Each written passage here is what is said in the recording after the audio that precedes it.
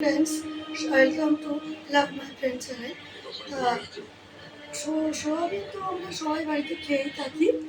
ছোটরা খায়, বাচ্চাদের আমরা সোয়াবিন রান্না করে দিই পুষ্টিকর খাদ্য হিসাবে, বড়রাও খেয়ে থাকি। তা আজ আমি সোয়াবিন দিয়ে বানাচ্ছি এক সোয়াবিনের অসাধারণ রেসিপি, সোয়াবিনের পকোড়া।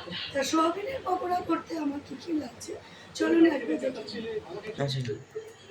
তা সোয়াবিনের পকোড়া করতে আমার লাগছে এখানে কিছুটা সোয়াবিন আমি শুকনো মিক্সিতে গুঁড়িয়ে রেখেছি, সোয়াবিনের ডাস্ট বানিয়ে রেখেছি, সোয়াবিনের গুঁড়ো। এছাড়া লাগছে এখানে কিছুটা বাদাম, চিনে বাদাম আমি শুকনো কড়াইয়ে ভেজে খোসা ছাড়িয়ে রেখে দিয়েছি।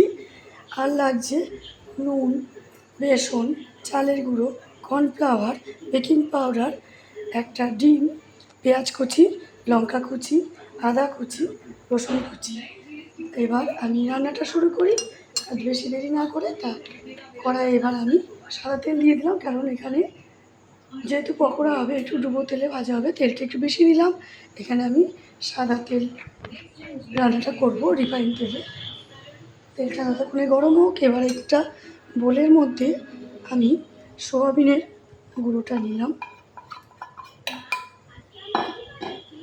এরপর আমি দেব ভাজা বাদাম, হলুদ গুঁড়ো, একটুখানি শাহি গরম মশলা,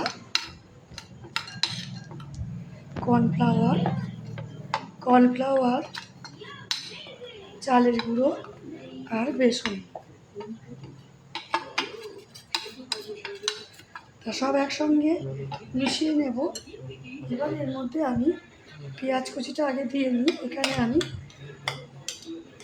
একটু পেঁয়াজ কুচি দিলাম, লঙ্কা কুচি, আদা কুচি আর রসুন কুচি।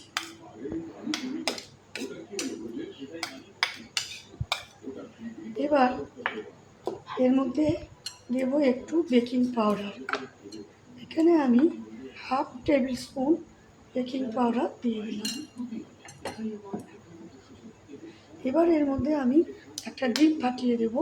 তো আমার সোয়াবিনটা মাখা হয়ে গেছে। এবার আমি একটা বাটিতে একটা ডিম ফেটিয়ে নিয়েছি। এবার এর মধ্যে একটু লবণ দেব আর একটু গোলমরিচ গুঁড়ো।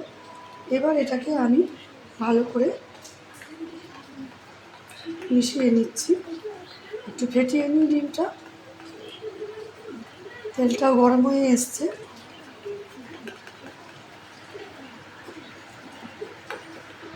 বাচ্চারা তো বাড়িতে নানান রকম বায়না করে, তা একই রকম খেতে ওদের বোরিং লাগে সোয়াবিনের তরকারি। তাই একটু অন্যরকমভাবে যদি সোয়াবিনটা আমরা বাচ্চাদের রান্না করে দিই, তাহলে ওরা খুবই এটা খেতে মজা পাবে। তা আমার এদিকে সোয়াবিনের জন্য সোয়াবিনের পকোড়া ভাজার জন্য তেলটা গরম হয়ে এসছে।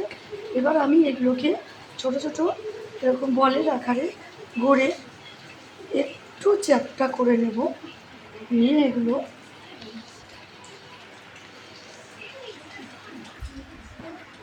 ভাজবো।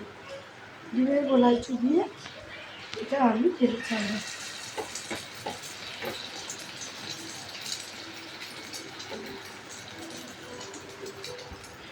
একটু হাত দিয়ে গোল করে একটু চ্যাপটা করে নেব।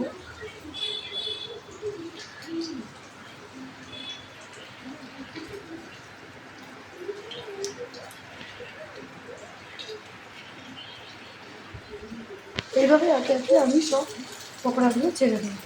তা আমার সোয়াবিনের পকোড়া রেডি, ভাজা হয়ে গেছে, দু পিস লাল লাল করে কি সুন্দর ফুলে উঠেছে।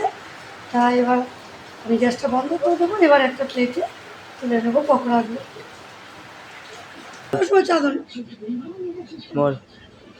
হ্যালো বন্ধুরা, আমার পকোড়া রেডি হয়ে গেছে। তোমাদের বলেছিলাম পকোড়া কীভাবে করতে হয়, কী কী লাগে, আমি একটু আগেই বলে দিয়েছি। তা সেটা আমি আর রিপিট করলাম না। তা আমার সয়া পকোড়া রেডি। তা সয়া পকোড়া আমি আশা করছি এটা সবারই ভালো লাগবে খেতে। আর এটা বাড়িতে সবাই একবার বানিয়ে খেয়ে দেখো, বিশেষ করে বাচ্চাদের অবশ্যই একবার খাওয়াবে। আর খাইয়ে কেমন লাগলো অবশ্যই আমাকে কমেন্ট বক্সে কমেন্ট করে জানাতে ভুলো না। আর প্লিজ লাইক শেয়ার করো, আর আমার নিউ ফ্রেন্ডরা প্লিজ আমাকে সাবস্ক্রাইব করো, যাতে আমার নতুন নতুন আরও এরকম ভালো ভালো রান্নার ভিডিও পাঠানোর সঙ্গে সঙ্গেই তোমাদের কাছে পৌঁছে যায়। আমার ফেসবুক ফ্রেন্ডদের জন্য বলছি, ফেসবুক ফ্রেন্ডরা প্লিজ তোমরাও আমার ফেসবুক পেজটা ফলো করো, আর এরকম আরও ভালো ভালো আমার রান্নার ভিডিও দেখার জন্য আমার ইউটিউব চ্যানেলটা ক্লিক করো।